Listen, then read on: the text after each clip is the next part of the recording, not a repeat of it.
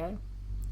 Hello, and it's that time again. It's the author spotlight. So I'm really excited to be interviewing yet another successful author who has got to that part where he's just about to get published, and we're going to find out the highs, the lows, what they wish they'd known before, but also their greatest success so far. So please join me as we welcome in the lovely Nick Fewings, who I love his title, the Teamologist. I love that. So a gorgeous welcome to the Author's Spotlight, Nick. Thank you, Cheryl. You're very well. So tell me about what's it been like becoming an author? That's been like what for you?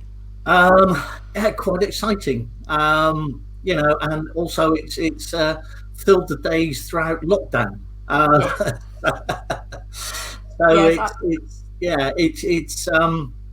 I found it a fascinating journey. Obviously, not there completely yet, because my book is due to be published in the early part of next year. But certainly, it's been a fascinating journey to this point at this moment in time. I think the pandemic's got a lot to answer for. I think a lot of books have become a reality with the bit of extra time people found themselves with this the last couple of years. It's been great. So why is it first of all, tell us a little bit about the book, and then I'd love to know why you wrote this book. And while you're doing that, I'll just pop the details underneath so people can see them for us. Okay, so first of all, the title of the book is Team Lead Succeed. And the reason it's in that order is because there's a lot of books out there on the marketplace that focus on leadership. However, I've worked with teams for 30 years now, and I feel that team members have also got a voice. And therefore, I wrote the book first and foremost for team members, so that if they read it, they could understand what was working well in their team, but equally and importantly, understand what wasn't working well. And that would then give them a voice to share their concerns about their teamwork with their other team members. So the majority of the book is all about teamwork. There is a chapter about leadership and my thoughts on leadership, because a lot of team members will eventually go into leadership roles. So I felt that was important to share. And I feel blessed that I asked 12 leaders that I value and appreciate and have worked with over the years if they would give their takes on leadership as well. So I've got half a dozen women, half a dozen men that I know are loved by their teams, and they've put their take and spin on leadership as well. Fabulous. So why is it you wrote the book? Well, I wrote the book because as well as my name says, I'm a teamologist. So I very much focus on helping teams understand how they work together and how effective their teamwork is. So that's taken me all around the globe. So I've worked with teams predominantly in the UK, but I've worked with teams in the US, in vast parts of Europe, in the Middle East, and in the Far East. And in addition to this, I've also got a reputation as being a keynote speaker on teamwork. And to date, I've spoken at over 500 conferences around the globe. And invariably, at the end of these conferences or my team development sessions, individuals would come up and say, have you got a book that I could read to continue the learning? And my short answer was no. No. Exactly.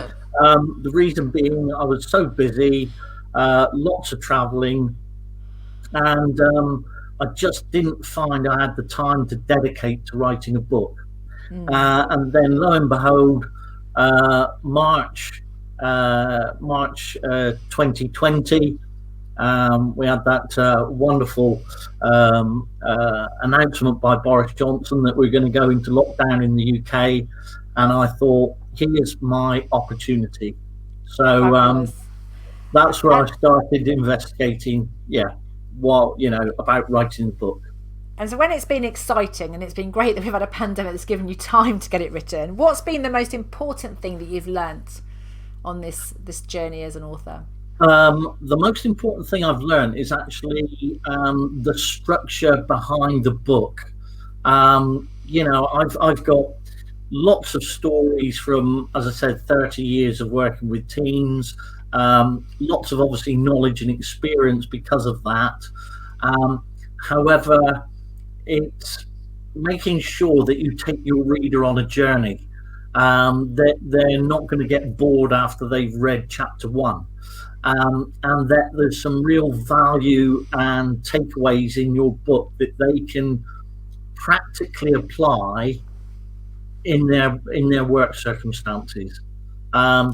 So, I say right up front in the book, it's not heavy on theory, it's heavy on practical application.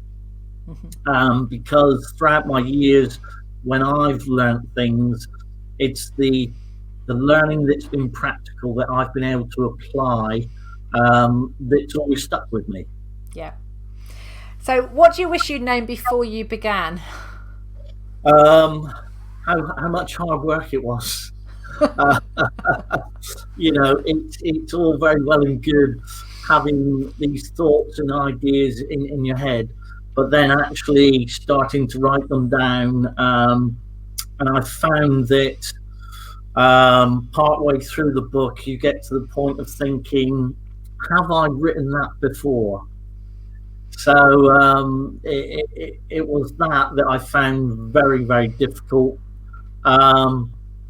I would say to people, certainly Karen's smart author system has been absolutely superb, because my learning style is particularly off the cuff, if you like, and I just like go and do things. Whereas if you're writing a book, there's got to be a structure in place. Yeah. So I found that an absolute godsend, that I could use that to help me on my way, to make sure that I was on track as well. Yeah. I think that's the thing about being facilitators of groups. We tend to be sparked off by what happens in the moment rather than having to think. We have processes in our head that we've built up over the years, but Karen has a good way of getting it out of your head and onto paper. I do love her process. So when you did find that sort of worry about going back over it and have I repeated it before, what worked to keep you going when you sort of got stuck there? What kept me going was because, as I said, I work with very little structure in what I do in the team building, because when you go into a team environment, there are different people in the team and there are different challenges. So I never know in terms of what's going to be said. So I have to be quick thinking. So whilst I have loose structures, for me, the book had to have a definite structure to it. So quite early on, I, through the learning from the smart author system, I realized that I needed to create a spreadsheet that 16 of the chapters that are in the book relate to 16 elements of teamwork that are in a model that I've created. So teams can measure their effectiveness. So each chapter, whilst it's got a different theme, the actual structure of the chapter is the same. So the structure is the same, the content's different. So go on. I just got to say, just as a matter of curiosity, is that a model you were consciously aware that you had before you started writing, or has that emerged as a result of creating the structure and writing? No, it's a model that I created almost 8 years ago, and it's been licensed to facilitators to use worldwide. So I call it the team dynamics model. Fabulous. So that gave me a big structure for the book. Yeah.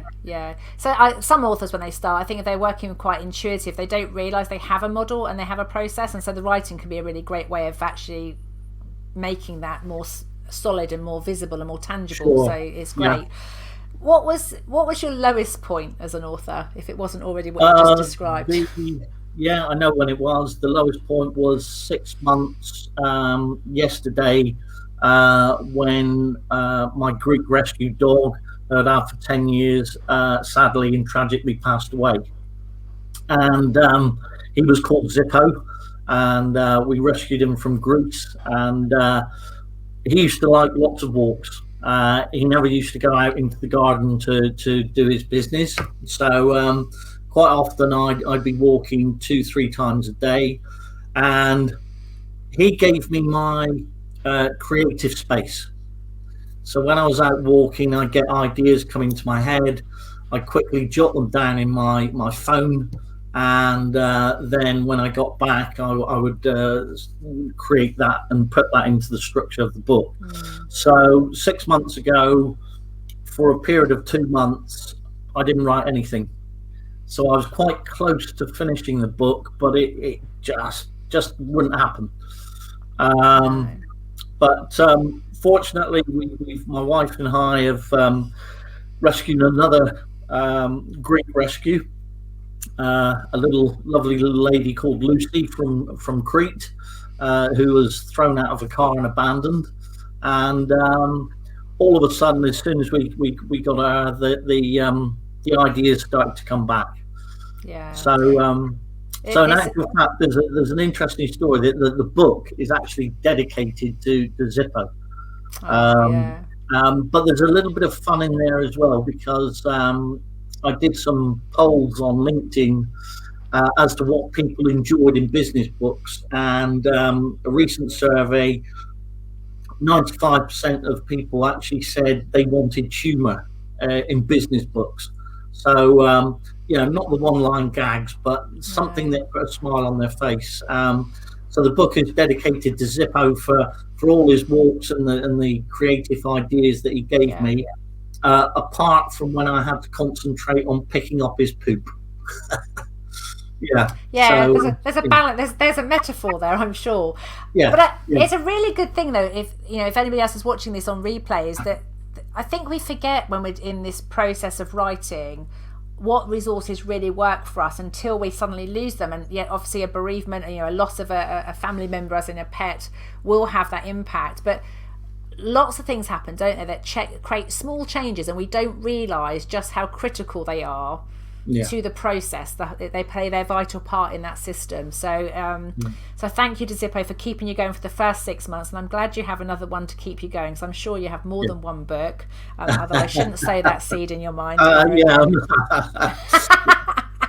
What's been your biggest success to date? I think the biggest success to date has been the feedback I've got from people, and the generosity of people for their time, because it's in the final editing stage at the moment. So I thought the leaders that I'd mentioned earlier on, they'd all given feedback on the leadership chapter, which I'd put their quotes in. So that was all very positive. But the other 18 chapters I haven't had any feedback from, so I thought I'd best rectify that. So I went out to a few social media groups that I belong to and just said, would anybody be kind enough to spend 10-15 minutes reading a chapter and giving some honest feedback? And it's been absolutely fantastic. It's really given me a good buzz, and I've used the feedback that I've received to date. There's a few chapters I'm still waiting for, as part of a pre-launch web page that I've set up to put some pre-launch marketing material together with. Fantastic. That's always great. That warms the cockles of my heart to know that you've got your marketing going, because I would hate you to write a book and then nobody know it was there. But that in itself is fascinating, and I love the fact that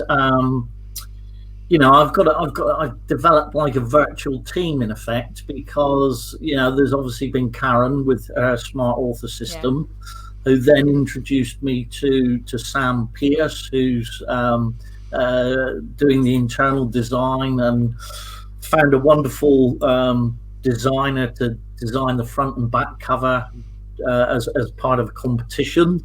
And then I've been introduced to Louise Cuss, who's doing the proofreading. And then recently been introduced to Andrea, who's engaging with me in terms of PR and marketing.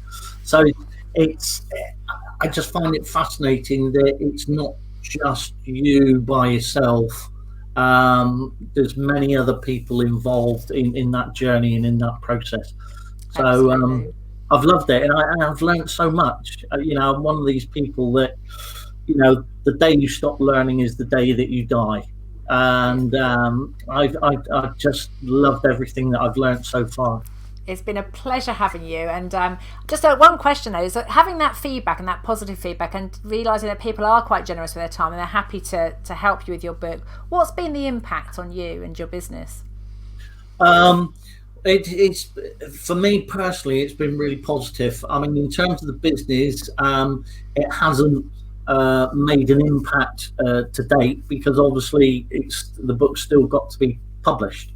However, I built time into my business schedule to be able to write the book. So whilst it hasn't had an impact at the moment, I feel that that's going to come fairly soon. Once it's been published, I'd imagine there's going to be a lot more conference speaking requests, people using the team dynamics model. So I think that impact will probably come hopefully in the first quarter of next year. Fabulous. Well, that'll give me a good excuse to have you back once you've published, and we can start looking at what's happened in between editing and getting published, and find out what else there is on your journey as an author. So thank you so much for joining us today. Pleasure. Thank you for having me, and I look forward to coming back again in the future. Yeah, well, any excuse to celebrate with an author for me. Right.